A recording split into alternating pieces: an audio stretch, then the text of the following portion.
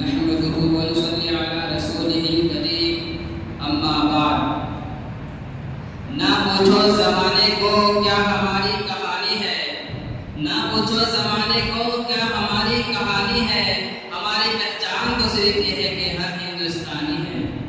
عزیزان گرامی، محترم بزرگوں، دوستوں اور عزیز ساتھیوں، انگریزوں کے خلاف 1857 کی لڑائی ایک بہت بڑی لڑائی تھی۔ انگریزوں کے خلاف بہت بڑا بغاوت تھا، انگریزوں کے خلاف بہت بڑا جہاد کیا گیا تھا۔ یاد رکھیے 1857 میں بڑے بڑے علماء نے شرکت کی۔ سب سے پہلے حجت الاسلام حضرت مولانا قاسم نانوتوی رحمۃ اللہ علیہ، امام ربانی رشید احمد گنگوہی رحمۃ اللہ علیہ اور حافظ امین شہید رحمۃ اللہ علیہ نے حاجی امداد اللہ رحمۃ اللہ علیہ کے ہاتھ پر جہاد کے لیے بیعت کیا کہ ہم آج سے انگریز کے خلاف جہاد کریں گے۔ فتویٰ دیا گیا، اعلان کر دیا گیا کہ مسلمانوں پر انگریزوں کے خلاف جہاد کرنا فرض عین ہو گیا ہے۔ محترم بزرگوں، دوستوں، فرض عین کا فتویٰ لگا دیا گیا تو مسلمان انگریز کے خلاف جھوک در جھوک اس جہاد میں شریک ہوتے رہے۔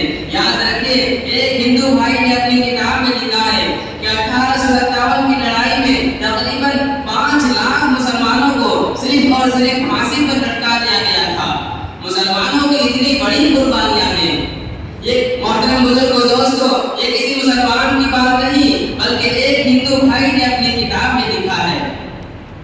محترم حضرات، پھانسی پر لٹکانے کا طریقہ بھی عجیب و غریب ہوتا تھا۔ کتابوں میں آتا ہے کہ مسلمانوں کو پکڑ کر اس کو درخت کے قریب لے جاتا تھا اور بندہ درخت میں باندھ کر دوسری طرف مسلمانوں کی گردن میں رسی باندھ کر وہاں سے ہاتھی کو ہٹا دیا جاتا تھا تو مسلمان پھانسی پر لٹک جاتا تھا اور اتنی تکلیف ہوتی تھی۔ کتابوں میں آتا ہے کہ شہید ہوتے ہوئے اور تڑپتا ہوا سورج آگ کا شکل بن جاتا تھا جیسے آگ کی شکل ہوتی ہے۔ میرے مسلمان بھائیوں، یاد رکھیے اتنی پریشانیاں مسلمانوں نے اس وجہ سے کی کیا اپنا گھر بچانے کے لیے نہیں بلکہ بھارت سے انگریزوں کو بھگانے کے لیے، بھارت کی آزادی کے لیے۔ میرے محترم بزرگوں، دوستوں، انگریزوں نے مسلمانوں کو قتل کرنے میں کوئی کسر نہیں چھوڑی، یہاں تک کہ شہر کے ہر چوراہے پر پھانسی کی سولیاں لگا دی گئی تھی کہ مسلمانوں کو پکڑ کر فوراً شہید کر دیا کرو۔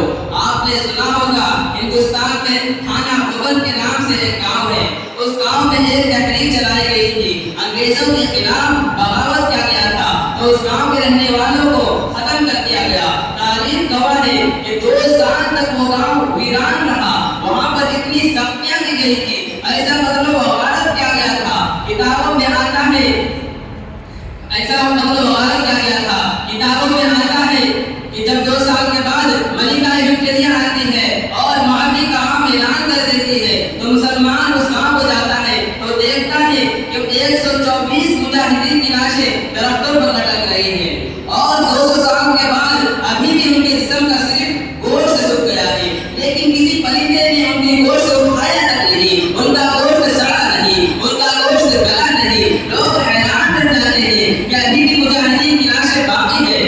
200 سال کے بعد مسلمانوں کی قربانیاں ہندوستان کے لیے بہت بڑی قربانیاں ہیں۔ ایک انگریز اپنی کتاب میں لکھتا ہے کہ ایک انگریز کی بیوی اپنے شوہر سے کہتی ہے کہ مجھے توپ دکھاؤ کیسا ہوتا ہے، تو انگریز اپنی بیوی کو دکھانے کے لیے وہاں پر لاتا ہے جہاں پر توپ رکھا جاتا تھا۔